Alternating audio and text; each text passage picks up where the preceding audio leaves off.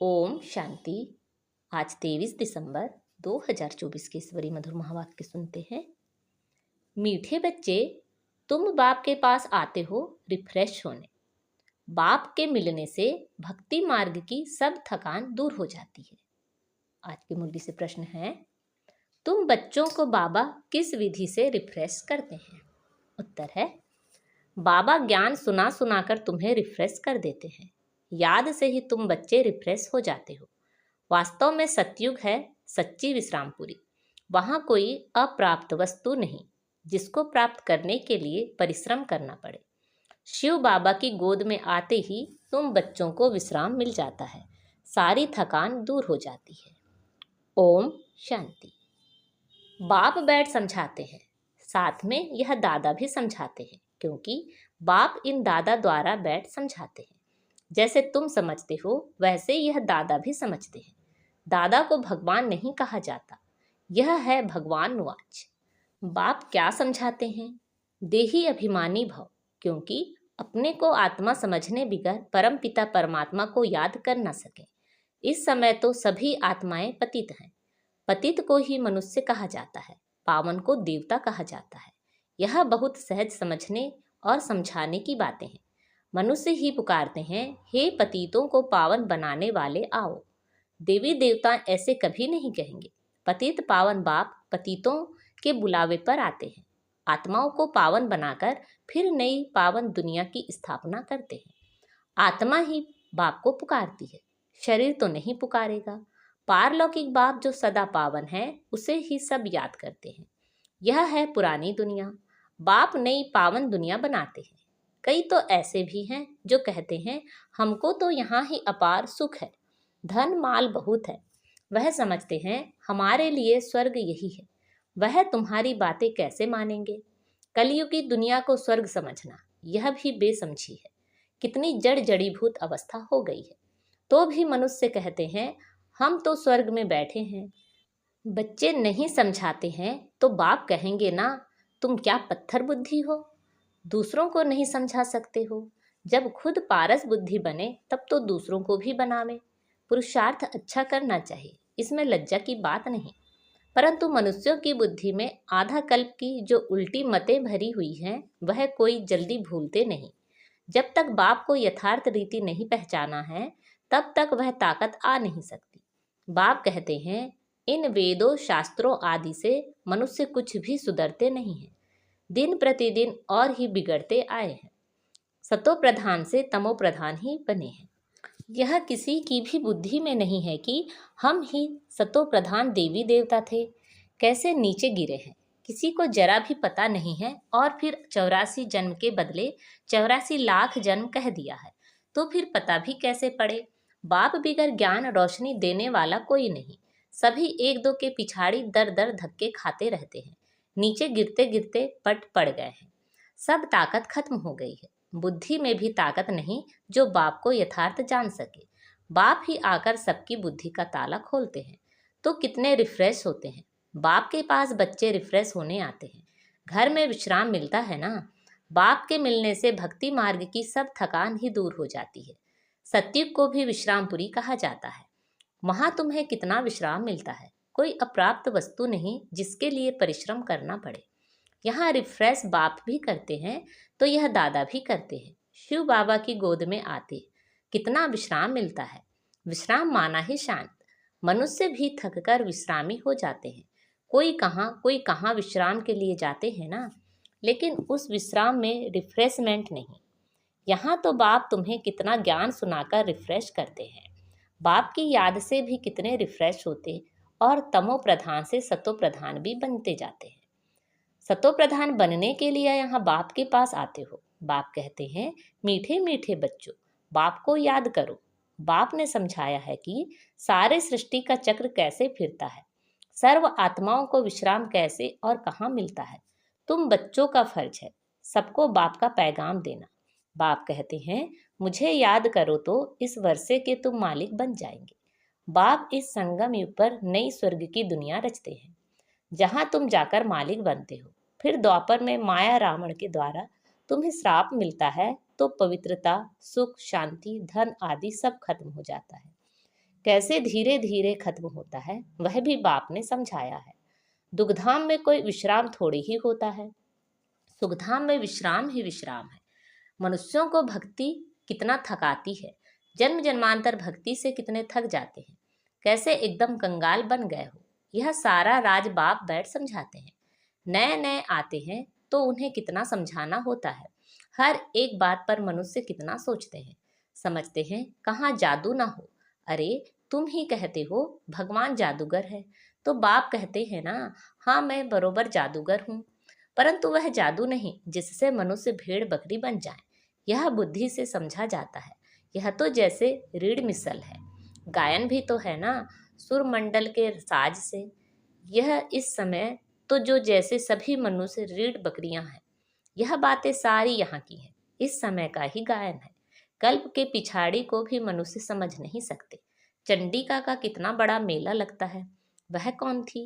कहते हैं वह एक देवी थी, ऐसा नाम तो वहाँ कोई होता ही नहीं। सतयुग में कितने अच्छे अच्छे सुंदर नाम होते हैं। सतयुगी संप्रदाय को शिष्टाचारी कहा जाता है, कलयुगी संप्रदाय को तो कितना छी टाइटल देते हैं। अभी के मनुष्यों को श्रेष्ठ नहीं कहेंगे, देवताओं को श्रेष्ठ कहा जाता है। गायन भी है, मनुष्य से देवता किए करत न लागी वार। मनुष्य से देवता, देवता से मनुष्य कैसे बनते हैं, यह राज बाप ने तुम्हें समझाया है। उनको डीटी वर्ल्ड, इनको ह्यूमन वर्ल्ड कहा जाता है। दिन को सोजरा, रात को अंधियारा कहा जाता है। ज्ञान है सोजरा, भक्ति है अंधियारा, अज्ञान नींद कहा जाता है ना। तुम भी समझते हो कि आगे हम कुछ भी नहीं जानते थे तो नेति नेति कहते थे, अर्थात हम नहीं जानते। अभी तुम समझते हो, हम भी तो पहले नास्तिक थे, बेहद के बाप को ही नहीं जानते थे। वह है असली अविनाशी बाबा, उसे सर्व आत्माओं का बाप कहा जाता है। तुम बच्चे जानते हो, अभी हम उस बेहद के बाप के बने हैं। बाप बच्चों को गुप्त ज्ञान देते हैं, यह ज्ञान मनुष्यों के पास कहाँ मिल ना सके। आत्मा भी गुप्त है, गुप्त ज्ञान आत्मा धारण करती है, आत्मा ही मुख द्वारा ज्ञान सुनाती है, आत्मा ही गुप्त बाप को गुप्त याद करती है। बाप कहते हैं बच्चों, देह अभिमानी नहीं बनो, देह अभिमान से आत्मा की ताकत खत्म होती है, आत्म अभिमानी बनने से आत्मा में ताकत जमा होती है। बाप कहते हैं ड्रामा के राज को अच्छी रीति समझकर चलना है। इस अविनाशी ड्रामा के राज को जो ठीक रीति समझाते हैं वह सदा हर्षित रहते हैं।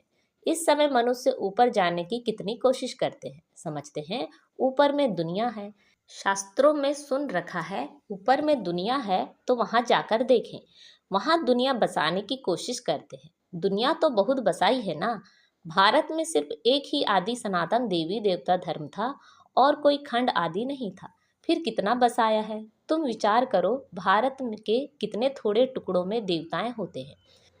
जमुना के किनारे पर ही परिस्थान था जहाँ यह लक्ष्मी नारायण राज्य करते थे। कितनी सुंदर शोभायमान सतो प्रधान दुनिया थी, नेचुरल ब्यूटी थी, आत्मा में ही सारा चमत्कार रहता है। बच्चों को दिखाया था श्री कृष्ण का जन्म कैसे होता है, सारे कमरे में जैसे रोशनी हो जाती है, तो बाप बैठ बच्चों को समझाते हैं। अभी तुम परिस्तान में जाने के लिए पुरुषार्थ कर रहे हो, बाकी ऐसे नहीं तालाब में डुबकी लगाने से परियां बन जाएंगे, यह सभी झूठे नाम रख दिए हैं। लाखों वर्ष कह देने से बिल्कुल ही सब कुछ भूल गए हैं। अभी तुम अभूल बन रहे हो। नंबरवार पुरुषार्थ अनुसार विचार किया जाता है, इतनी छोटी सी आत्मा कितना बड़ा पार्ट शरीर से बजाती है, फिर शरीर से आत्मा निकल जाती है तो शरीर का देखो क्या हाल हो जाता है। आत्मा ही पार्ट बजाती है, कितनी बड़ी विचार की बात है। सारी दुनिया के एक्टर्स आत्माएं अपनी एक्ट अनुसार ही पार्ट बजाते हैं, कुछ भी फर्क नहीं पड़ सकता है, हूबहू सारी एक्ट फिर से रिपीट हो रही है, इसमें संशय कर नहीं सकते। हर एक की बुद्धि में फर्क पड़ सकता है, क्योंकि आत्मा तो मन बुद्धि सहित है ना। बच्चों को मालूम है कि हमको स्कॉलरशिप लेनी है तो दिल अंदर खुशी होती है। यहाँ भी अंदर आने से ही एम ऑब्जेक्ट सामने देखते हैं तो खुशी तो जरूर होगी। अभी तुम जानते हो, हम यह देवी देवता बनने के लिए यहाँ पढ़ते हैं। ऐसा कोई स्कूल नहीं जहाँ दूसरे जन्म की एम ऑब्जेक्ट को देख सकें। तुम देखते हो कि हम लक्ष्मी नारायण जैसे बन रहे हैं। अभी हम संगम युग पर हैं, जो भविष्य में इन जैसा लक्ष्मी नारायण बनने की पढ़ाई पढ़ रहे हैं।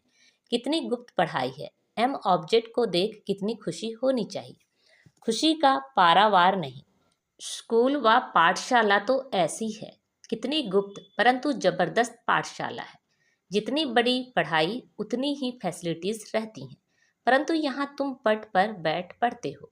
आत्मा को पढ़ना होता है, फिर चाहे पट पर बैठे चाहे तख्त पर, परंतु खुशी से घग्गियाँ मारते रहो कि इस पढ़ाई को पास करने के बाद जाकर हम यह बनेंगे। अभी तुम बच्चों को बाप ने आकर अपना परिचय दिया है कि मैं इनमें कैसे प्रवेश कर तुम्हें पढ़ाता हूँ। बाप देवताओं को तो नहीं पढ़ाएंगे, देवताओं को यह ज्ञान कहाँ। मनुष्य तो मूझते हैं, क्या देवताओं में ज्ञान नहीं है। देवताएं ही इस ज्ञान से देवता बनते हैं।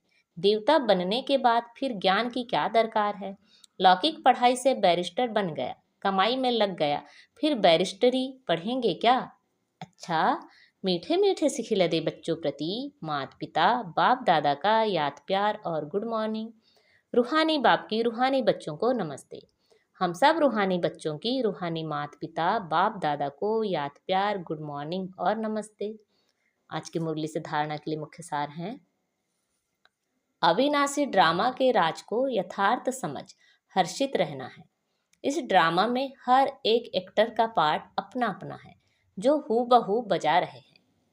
एम ऑब्जेक्ट को सामने रख खुशी में खग्गियां मारनी है। बुद्धि में रहे हम इस पढ़ाई से ऐसा लक्ष्मी नारायण बनेंगे। आज बाप दादा ने हमें वरदान दिया है। याद और सेवा के शक्तिशाली आधार द्वारा तीव्र गति से आगे बढ़ने वाले मायाजीत भव। याद और सेवा के शक्तिशाली आधार द्वारा तीव्र गति से आगे बढ़ने वाले मायाजीत भव। ब्राह्मण जीवन का आधार याद और सेवा है। यह दोनों आधार सदा शक्तिशाली हों तो तीव्र गति से आगे बढ़ते रहेंगे।